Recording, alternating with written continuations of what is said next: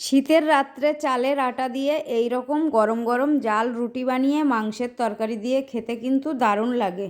আবার এই রুটিগুলোকে সরু চাকলি পিঠেও বলা হয়।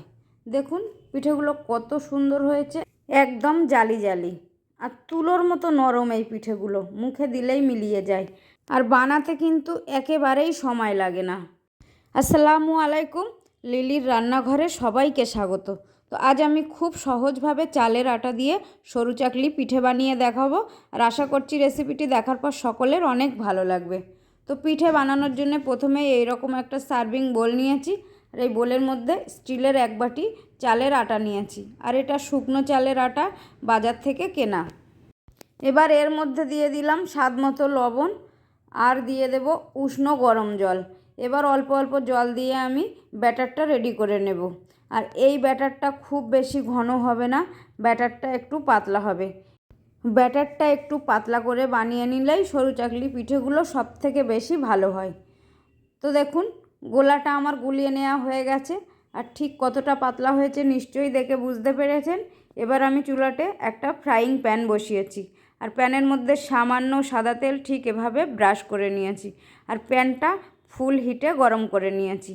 এবার এই রকম একটা ডাব্বু হাতা নিয়েছি, আর এই ব্যাটারটাকে খুব ভালোভাবে আবারও নেড়ে চেড়ে গুলিয়ে নিচ্ছি।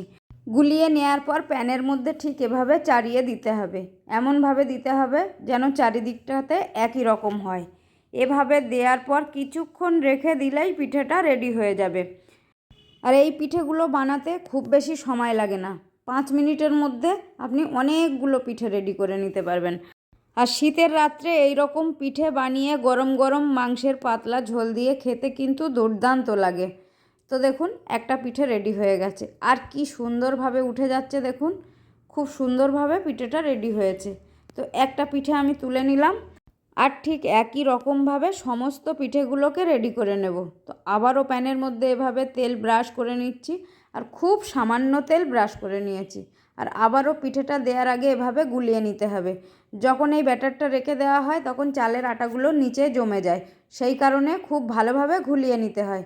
নেয়ার পর আবারও এভাবে দিয়ে দিতে হবে, আর ঠিক একই রকমভাবে আমি প্রতিটা পিঠে রেডি করে নিচ্ছি। তো বন্ধুরা, আমার এই সরু চাকলি পিঠের রেসিপি যদি আপনার ভালো লেগে থাকে তো এইভাবে অবশ্যই একবার বাড়িতে বানিয়ে দেখার রিকোয়েস্ট রইল। আর আমার রেসিপি ভালো লেগে থাকলে লাইক কমেন্ট শেয়ার করতে ভুলবেন না, আর সঙ্গে চ্যানেলটিকে সাবস্ক্রাইব করে আমার পাশে থাকার অনুরোধ রইল। তো আরও একটা পিঠে রেডি হয়ে গেছে, তুলে নিচ্ছি। আর দেখুন বন্ধুরা পিঠেগুলো কত তাড়াতাড়ি হয়ে যাচ্ছে। তো সমস্ত পিঠে আমি রেডি করে নিয়েছি, দেখুন মুহূর্তের মধ্যে কতগুলো পিঠে রেডি হয়েছে। আর পিঠেগুলো হয়েছে একেবারে ধবধবে সাদা আর তুলোর মতো নরম। আর এই পিঠে একবার বানিয়ে খেলে কিন্তু বারবার বানিয়ে খেতে ইচ্ছা হবে। এই দেখুন বন্ধুরা কত সুন্দর হয়েছে, আর মনে হচ্ছে একদম জালি জালি। এই দেখুন পুরোটা খেলিয়ে দেখিয়ে দিলাম, দেখুন কতটা সুন্দর হয়েছে। আর দেখলেন তো বন্ধুরা এই পিঠেটা বানানো কতটা সহজ, খুব সহজ। আর এই চালের আটা যদি আপনাদের কাছে না থাকে তো আপনারা সুজি দিয়েও এই সরু চাকলি পিঠেটা বানিয়ে নিতে পারেন। সুজি দিয়ে বানালেও খেতে অনেক টেস্টি হয়। দেখুন কাগজের মতো পাতলা, আর কি সুন্দরভাবে ছিঁড়ে যাচ্ছে।